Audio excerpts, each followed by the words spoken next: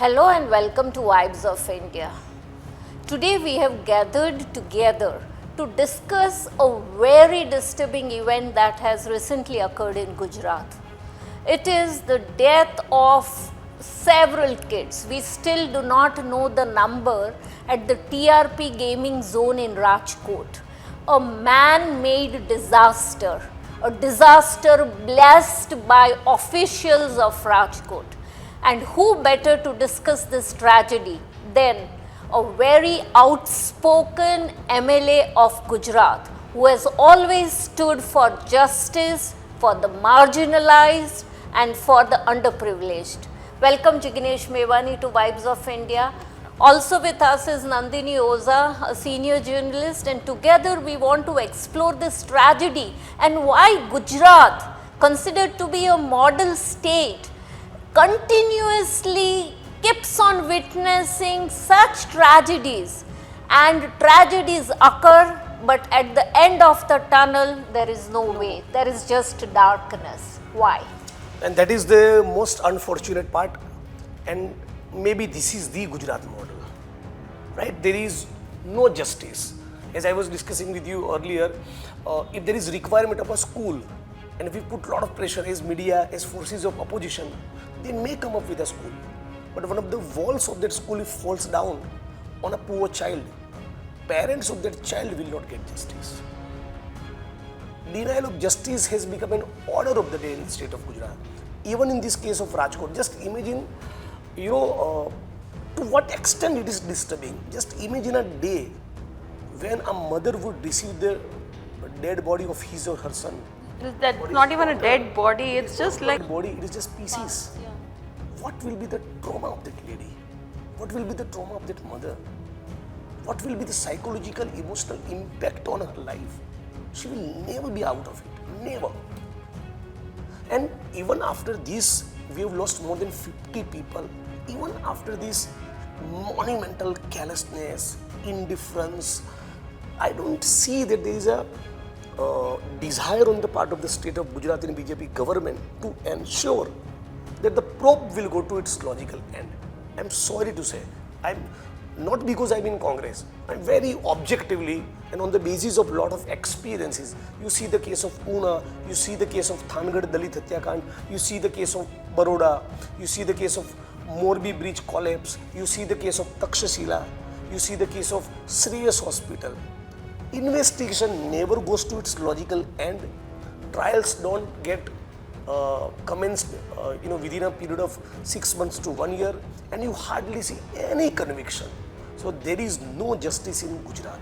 And if you are committed that the probe should go to its logical end, if you are truly concerned with the victim's family as government, then government should have come up with an SIT in which the officers are non-corrupt, whose integrity is impeccable, who have some spine, who won't listen to the BJP and Congress leaders. Those kind of officers we have even in today's Gujarat. Very few, but still we have those guys. So they could have been included in the SIT, and since that is not done, I am not hopeful about the investigation. And unfortunately, everybody in the media, everybody in the opposition, people at large, victims' family, people of Rajkot, everybody is saying after a few days, nothing will happen. So everybody is convinced that nothing will happen is the worst thing. Because even after such a man-made disaster, even after such a disturbing event, if the government doesn't want to do anything, then where would we the people go? Where would the common citizen of Gujarat will go? And Prime Minister of India doesn't care. Amit Shah doesn't care. CM of Gujarat is, I don't know, where is he? Where is he? he did go to the site. He was there for a few minutes and then he doesn't want to say anything. Exactly. I would completely agree with there. When we say he is there, it means that he is involved. He wants to ensure justice. Proper SIT is formed. He should be there to wipe the tears of those mothers. So that was just a cosmetic visit. See, I remember reading during the Morbi bridge collapse. In all seriousness, I am telling to your viewers, even in the Morbi case, they have a list of 371 witnesses, meaning the trial will get over in 2 decades. So it is well designed and devised on the part of Gandhinagar and BJP government that there is no justice in Morbi. No, I'm talking of the Machu Dam collapse in Morbi Bombay, yeah. decades ago, when this is what had happened, that the chief minister camped non-stop at the venue and he used to hold his cabinet meetings in Over Morbi on staircases. And out here, like we recently had Lok Sabha elections and we saw all these so-called Mruddu and Makam chief ministers and all He the... has hired a PR and branding agency to create a very soft, Mrudu image for himself. Little realizing this is not the time to be soft. This is the time to be in action. This is the time to ensure to the people of Gujarat that there will be justice. What do I do with your softness? So all of them, they campaigned, and since Rajkot was such a hot seat, literally, Yes. with the Parshottam Rupala's unsavory controversy, there were people camping for hours. Isn't it absolutely disgusting that none of them thought it wise to even Stay spend overnight. a day at Rajkot where such a major tragedy has happened and so many mothers have lost their kids? So basically, what is their attitude is, we know the BJP guys think like this.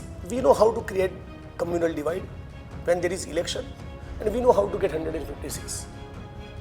They know how to get 156 seats, and then they will never bother about the Una Kand or the Thangad Dalit Hatya Kand or the Morbi Kand or the recent Rajkot Kand.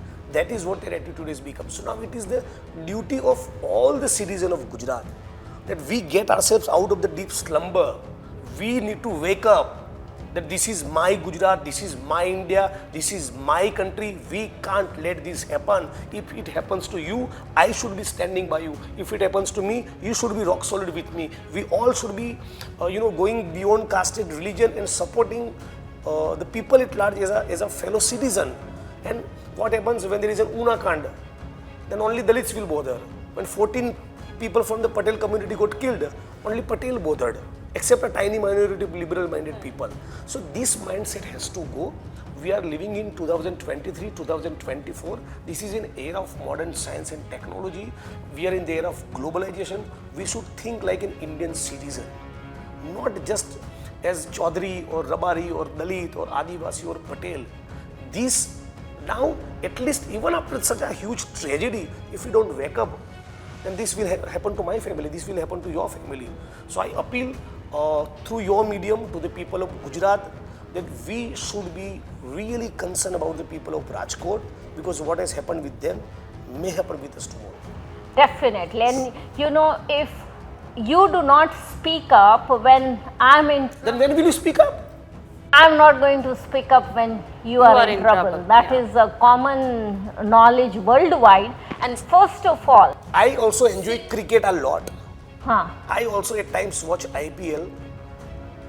But when when Yuvraj Singh Jadeja was exposing government of Gujarat that there is a huge scam going on with regard to the conduct of examinations, all the people were busy going to the IPL cricket stadium. I don't mind that, I'm a cricket fan. But those 1 lakh youngsters and the people of Gujarat who gathered in that stadium should come also out on the streets to protest when there is a case of paper leak, to protest when such incident happens. That is the sign of a youth.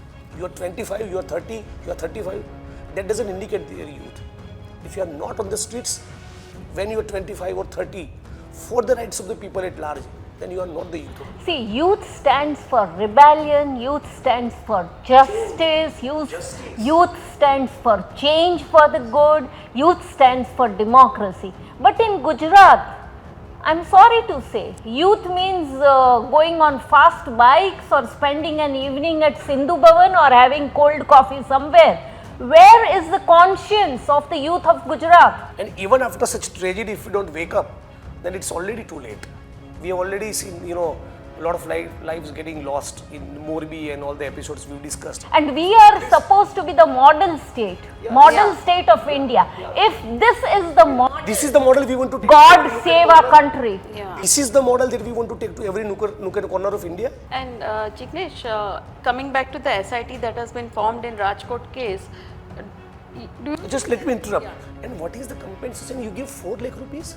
That's the value so that's of the life. value of human life? claimed a decade ago that in Gujarat, since it is such a vibrant place, that we are receiving funds to the tune of some 20 million crore. Even a decade ago, you used to make such big, claims during the Vibrant Gujarat Global Investor Summit. You didn't have enough money for the victim's family. 4 lakh rupees. If somebody dies inside the sewer, a Valmiki community sanitation worker dies inside the sewer, he or she has to file a petition through NGOs in the High Court seeking compensation. He has to struggle for 4 years, 5 years, 10 years, and some good judge's bench comes, if he's lucky, then he will get the compensation, otherwise nobody bothers. Even the poor school children who died in the Harni boat turning in Vadodara, And there are still not got compensation. Not even 4 or 5 non-corrupt in terms of financial integrities who are sound. Those kind of 4 or 5 IAS or IPS officers we don't have in Gujarat. So about the SIT, the question is, the officers who are there in the committee, aren't they good enough? I don't think so. I don't want to make any personalized comment, but I know about the track record of some of the people who have made a lot of money, in land deals and in drugs. I don't trust those guys. Why should I trust? And if I am the DG, if I am the Home Secretary, and if similar incident happens, if I have lost somebody from my family, then I will hire different officers. Then I will not go ahead with such SIT. So we have Sudha Pandey, Sujata Majmudar, Narasimha Komar, we have good deputy SP rank officers like Ruhi Paila, Manjit, I will say. Why those people are not there in the SIT? Because you are not committed to ensure justice. I am telling you. There is no commitment on the part of government of Gujarat. And So they are waiting.